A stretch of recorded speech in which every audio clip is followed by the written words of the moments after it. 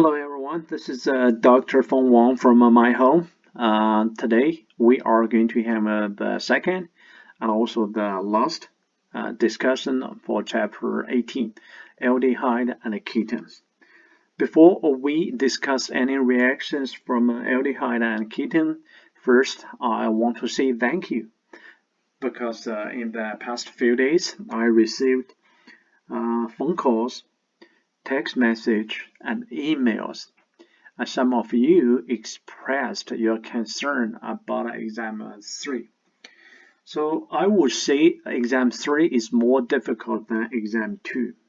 The reason is for exam 2, I intentionally reduced the difficulty for that exam because that was the first online exam. That's the first time we do discussions online, not in the classroom, and this is a new environment. That's why I intentionally reduced the difficulty for exam 2. But for exam 3, I think this is a new environment for you and for me. And for exam 3, I don't think I have more questions than exam 1 or any exam in OChem 1. So my guideline for this exams is I want to test all the, if not all, but most of the reactions we discussed in the class, or either in classroom or on YouTube. If you take a look, the short answer questions, the short answer question in exam 3, they are very similar to the short answer questions in exam 1. For the multiple choices questions, most of the multiple choices questions are related to organic reactions. In OChem, either in all the exams of OChem 1 or exam 1 of OChem 2, I have a big chunk of organic reactions. So I think they are comparable. So in my view, all the exam questions are really the core of organic chemistries, either 1 or 2. If you take a look at the textbook we use, it is very, very thick. And if you read the book, you would realize I have eliminated a lot of reactions or other things from the textbooks. I only discuss the core part of organic chemistry, based on my personal education, based on my working experience for about 20 years. These are everything I discussed is really the fundamental thing of organic chemistry. I think you should need to know all these reactions, all the fundamental concept or definitions of organic chemistry. With that all said, so for exam 4, I would not reduce the number of questions, but if you need more time, I will give you 30 minutes more time for exam 4. Another reason, I don't want to reduce the number of those questions because, from the very beginning, I told everyone I want to be fair. So the exam has to be fair to everyone in my session. And I also want my exams be very fair to other 2 sessions in Dr. Fish's classrooms. So you are welcome, to communicate with your friends in other 2 sessions. Check what kind of exam questions they have, and you are also welcome to talk, Dr. Fish or other professors. If you really think, oh, Dr. Wang, your exam questions are so difficult, compared to others, And if you think, oh, you have questions, then, in the exam, but you never discussed in the classroom, in that case, I think the exam is not fair. I can adjust your exam grade. So again, your feedback is welcome anytime. So one more reason, if I look at it, don't I look at it, the whole class, the final result. I think uh, the final result actually were not bad. So I have to say it's not as good as the exam 2, but again, exam 3 is a regular exam. So for exam 4, I will have similar type of format, a number, similar workload, but I can give you 30 more minutes for exam 4. If you have more questions anytime, you can text me or email me. Now, let's go to real organic chemistry about aldehyde and ketones. And in the previous lecture, we discussed the hydrations of aldehyde or ketones. Basically, aldehyde and ketones can do addition reactions with water. So it really depends on the structure, either aldehyde or ketones, or what kind of aldehyde or ketones. They have different degrees of hydrations. Some of the molecules can do the addition reaction very easily. Some molecules like ketone is more difficult than aldehyde to do this addition reaction. So there are two mechanisms to do the water addition reaction to aldehyde or ketones: base catalyzed mechanism or acid catalyzed mechanism to do the addition of water to aldehyde or ketone.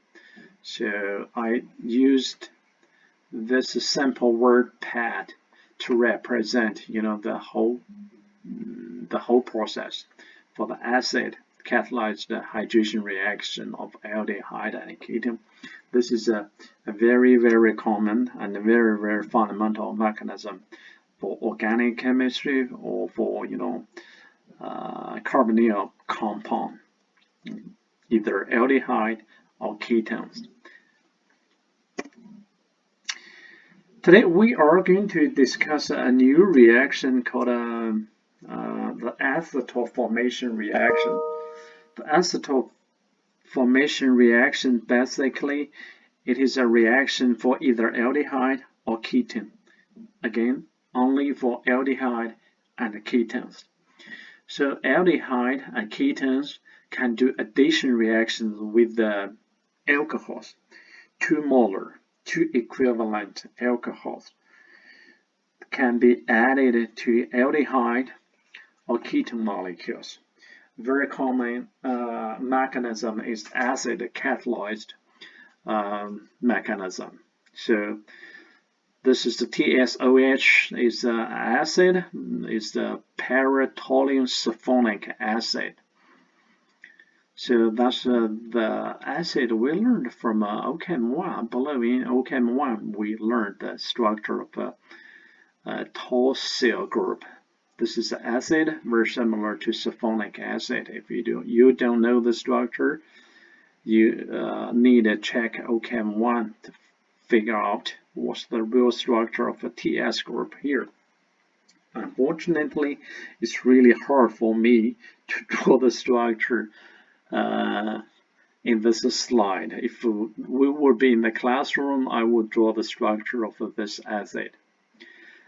Anyway, this is an acid catalyzed reaction. If we have an aldehyde or ketones, it will react with the 2 equivalent. 2 equivalent means if you have 1 molar aldehyde here, you will have 2 molar methanol alcohol here to do this reaction. If you have 2 molar here, you would have a 4 molar alcohol here. That's the 2 equivalent means.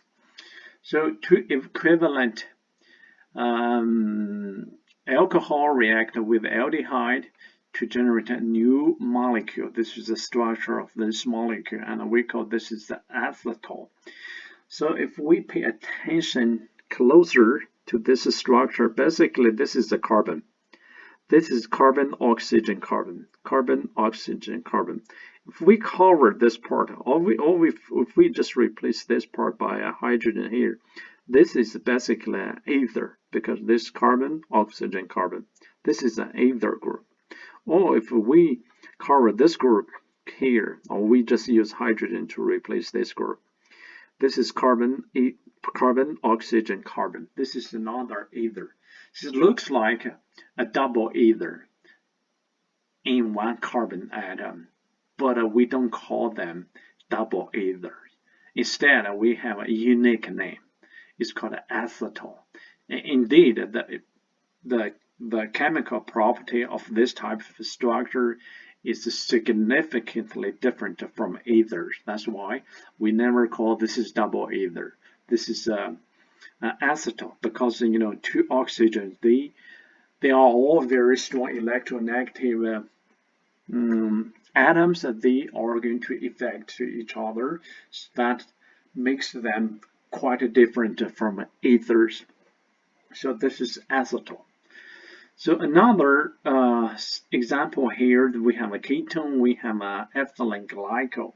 In this case, we need only 1 molar. If we have 1 molar ketone here, we only need 1 molar of ethylene glycol to do this acetal formation reaction. Basically, the final product is the cyclic acetal.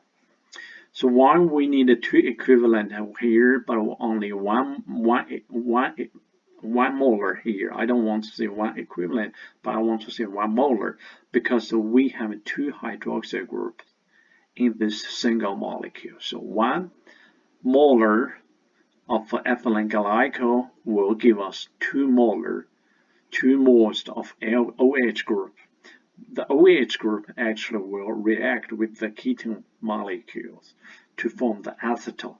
You see, this is a cyclic, because this is a cyclic ring, this is another cyclic, but this is also acetal. The common feature between this molecule and this molecule is that this carbon, 1 carbon attached to kind of 2 ethers here. This one the same, carbon, oxygen, carbon, carbon, oxygen, carbon. It's 1 carbon, 2 kind of ether, but they are not diethers. They are cyclic. This is a cyclic, this is a non-cyclic acetal molecules, and we are going to discuss more why we have a unique name here. It's called acetal, not a diethers. As usual, I want to share with you the mechanism of this acetal formation reaction. Basically, it has 2 big steps. First step is to form a hemiacetal. Hemiacetal. Hemi means semi.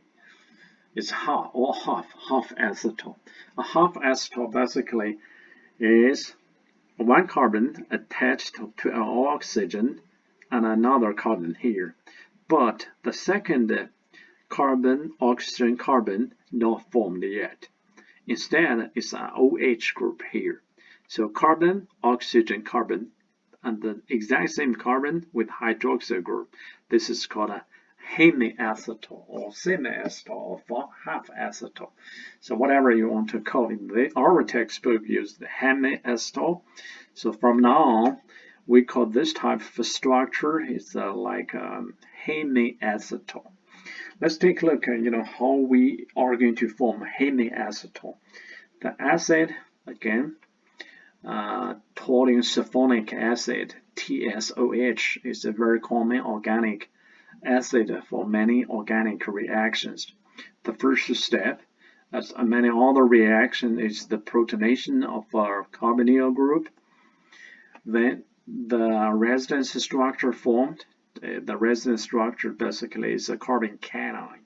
So whenever we have a carbon cation, the alcohols, the reactant alcohols, one of the 2 lone pairs from the oxygen, will attack the carbon cation to form a new oxygen cation here.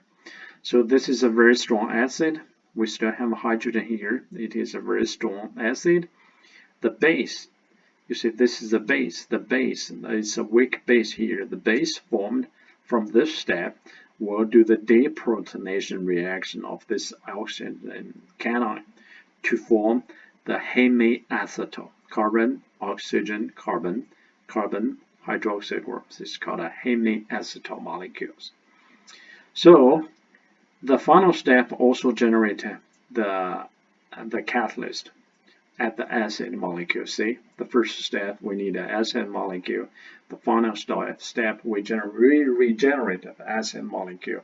That's why this acid in this process is considered a catalyst. So this reaction I call a pad reaction. This is again pad. I hope this little word help you to understand and to memorize the mechanism. If you have a ketone molecule, you have an acid catalyst. Pad reaction is a very common reaction. So after the hemiacetal is formed, we still have acid catalyst in the reaction. We still have a 1 hydroxyl group. So it's very easy to do another step of protonation reaction. We still have 2 lone pairs in this oxygen to form a very good leaving group. This is basically as water. It's a very good leaving group to form after the water leaves this molecule. We regenerate carbon cations here.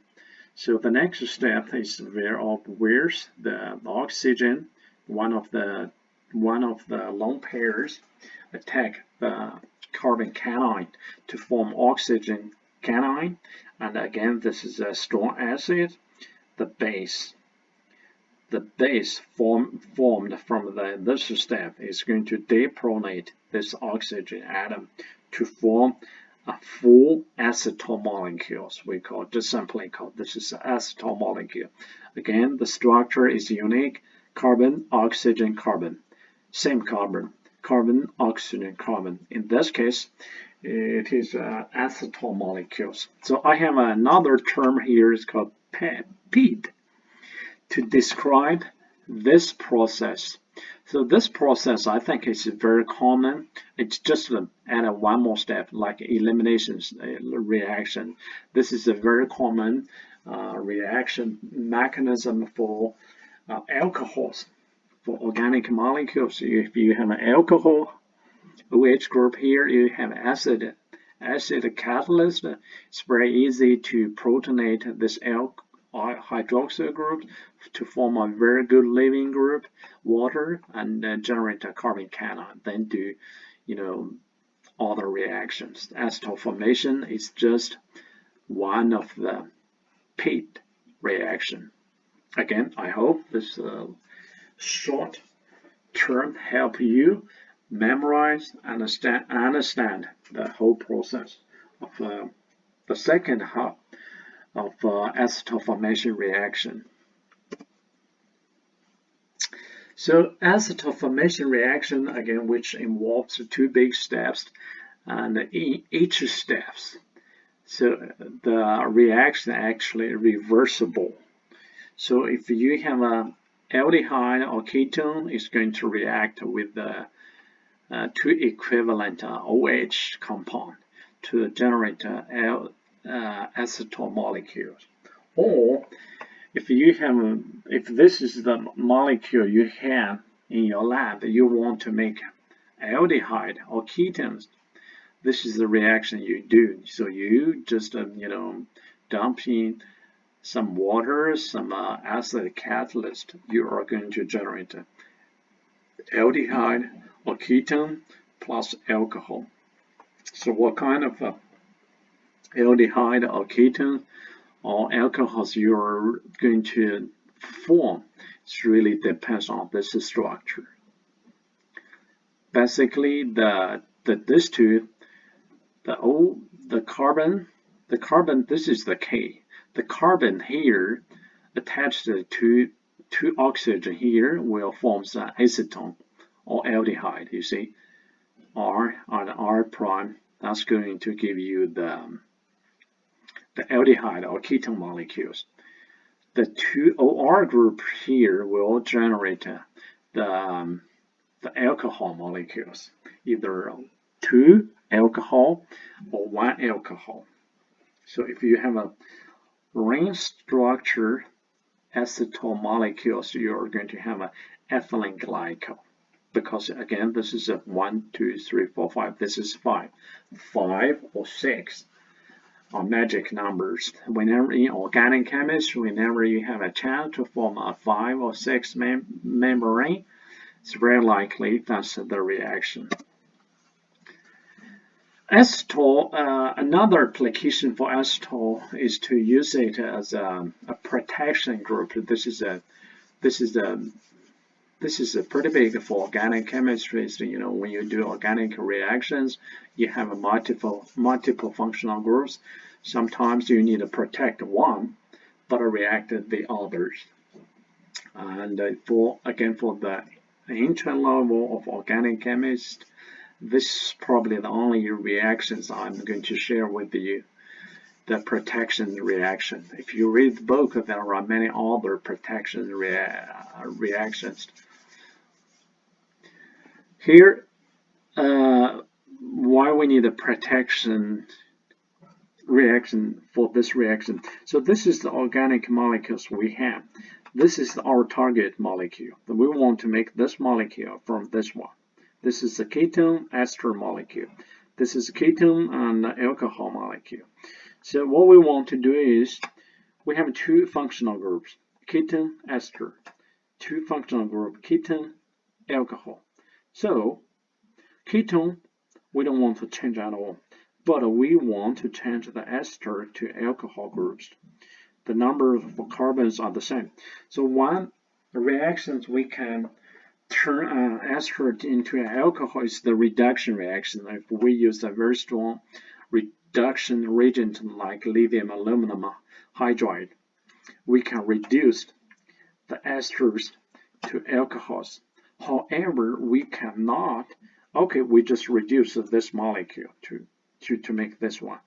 It's impossible because, you know, whenever we reduce this molecule, this functional group, we also reduce this ketone molecule, the ketone group into alcohols.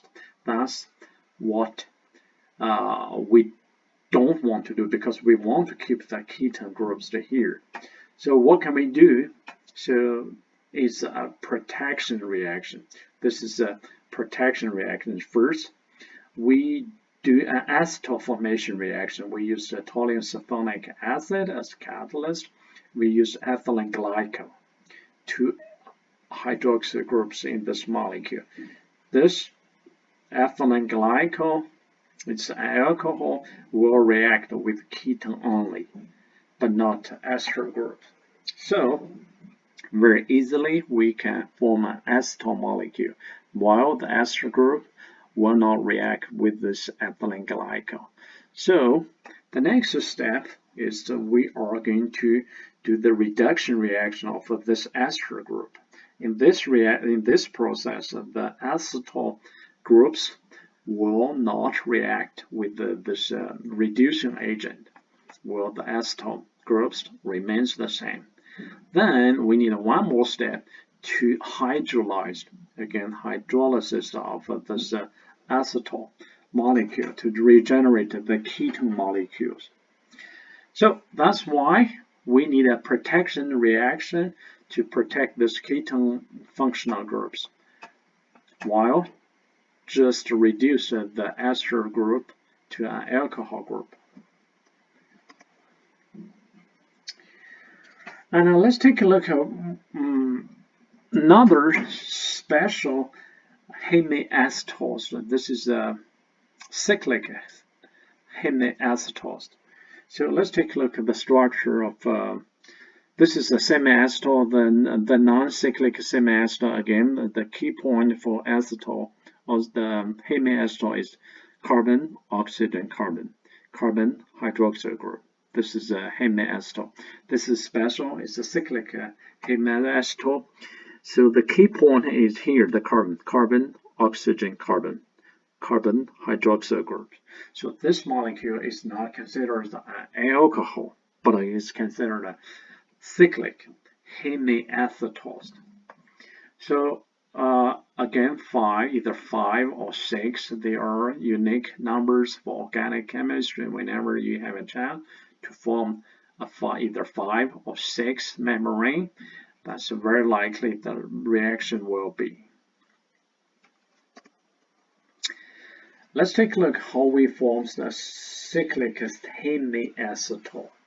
So we can do this reaction actually within one reaction. This is called an intramolecular reaction. The molecule react with itself. So why the molecules will react with itself? Because in this molecule we have two functional groups, aldehyde and alcohol groups. Again, if we have an acid catalyst, the alcohol groups will react with aldehyde. So if we redraw the structure of this molecule, this is more like cyclic structure. But are we going to form a cyclic molecule or not? It really depends on how many carbons or how many atoms we are going to have in this final product. In this case, we have six atoms in this ring. Again, 6 is a magic number. Why not to form a cyclic hemiacetose? This is a hemiacetal, carbon, oxygen, carbon hydroxyl groups.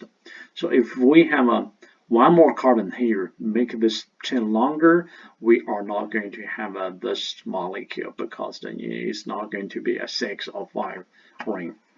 So this is really the mechanism, very similar to the linear acetal molecules. The only difference is just the intramolecular reaction. The one head react with another head, or one functional group react with another functional group, but the mechanism is the same.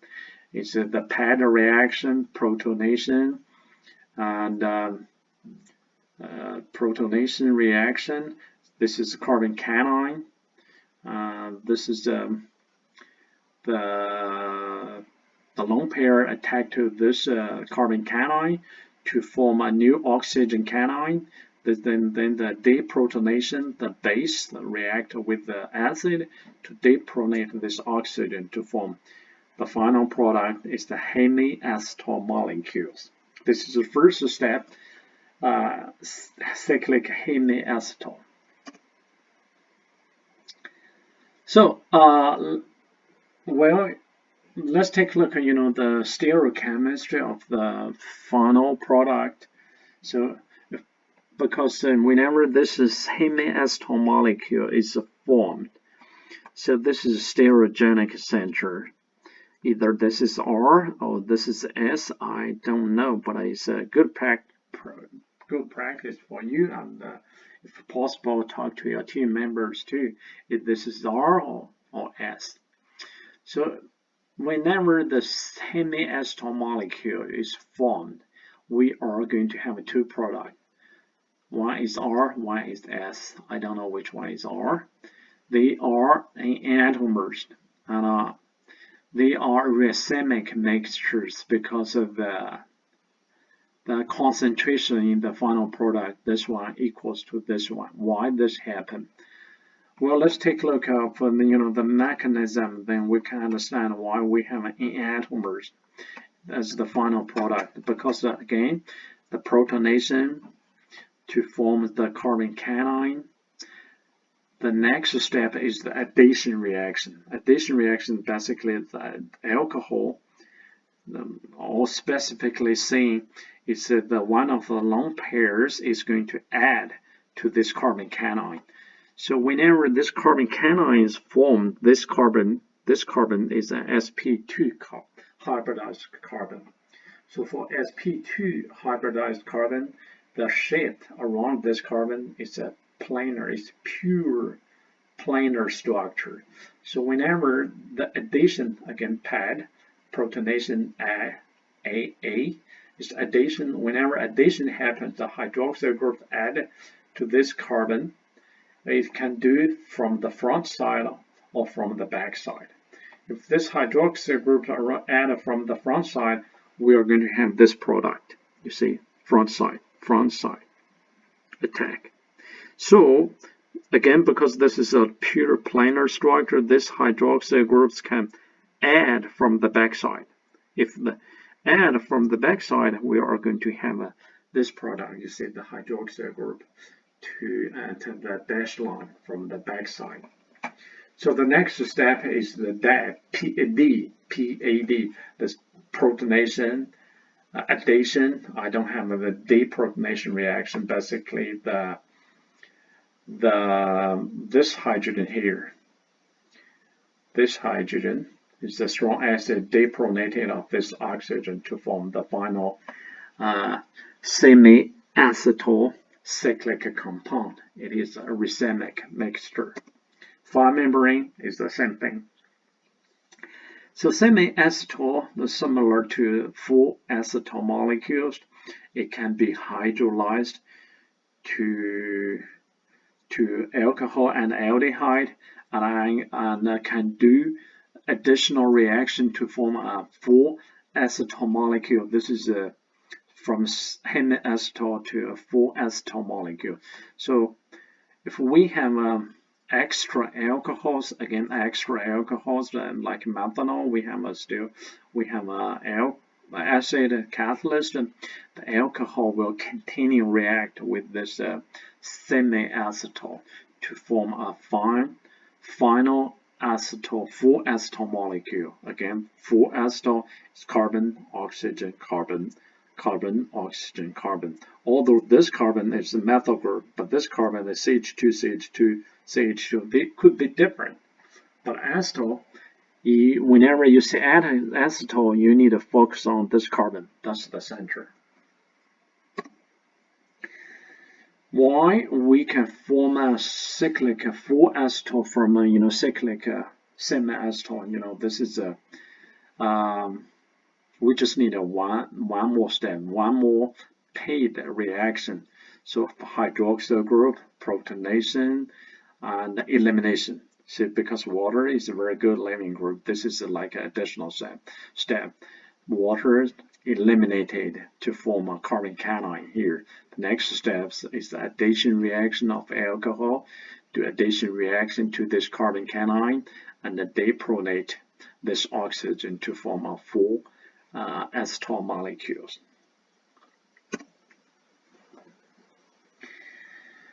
Well, let's take a look. Why we don't call acetal molecule or like a diether molecule or a semi-acetal. You say this is a semi-acetal. This part is the semi-acetal. Carbon, oxygen, carbon, carbon, hydroxyl group. This is a semi-acetal, but we don't call this is a alcohol molecules.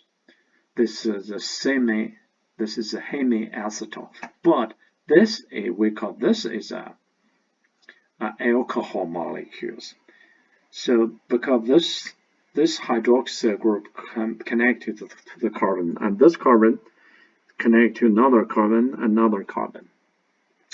That's in this case, this is alcohol. When we do the acetal formation reaction, you see we have two OH group. They are looks similar, but only this alcohol, only this OH group react with another alcohol molecule to form a full acetal molecule. This alcohol will not react with the methanol to do any reaction. Why this happens? And because of the mechanism. If we understand the mechanism, we will understand that this OH group is different from a common alcohol OH. It's because if we have an acid catalyst, we can do protonation to form a carbon cation. This is a very good leaving group. We can also protonate this alcohol groups. to form a water, good living group to form a carbon cation here. And at this moment, we can compare the two carbon cation. This is carbon cation. This is also carbon cation. So this carbon is not happy. This carbon is not happy because they both of them are charged. They have to bear a positive charge. However, this carbon has a very good neighbor, oxygen. Oxygen has two pairs of lone electrons. So one of the two pairs, can share its electrons with this carbon cation to form new, like a sigma bond. So in this case, we shift the positive charge from the carbon to oxygen. But for this carbon cation, there is no good neighbors. This is carbon. This is carbon. There is no additional electrons. Both neighbors can share with this carbon. That's why this carbon is extremely sad, because it has no good neighbors. It is true there is oxygen here, but this oxygen is too far away from this one. This oxygen is a good neighbor of this one, this carbon. That's why only this alcohol is going to form full acetal. But this alcohol, I think I just made a mistake. I don't want to say this is I want to say this hydroxyl group, only this hydroxyl group will react with alcohol to form a full acetal. But this alcohol, I can say this is alcohol, will not react with the methanol to form anything else. So this is why, because this is an easier way to do the reaction. So again, molecules just like you and me, we want to do easy things. All right, here is the last slide I think I have for you, but I don't think I have much to share with you, because this one just to summarize the many reactions we learned in chapter 17, and like this one, I believe this is a reaction in 17 or from 17 and 18th. So I hope all the data. These are all the, in my view, they are all fundamental reactions. They are all very important organic reactions. I believe each reaction will be in your final ACS exam, in one way or another. So you have to understand all the mechanism of this reaction. That's why it's really hard for me to, eliminate more reactions from, the exams that we have. So, and I hope this summary will help you to memorize all the acetone reaction we learned so far. All right, that's all I have for you. See you.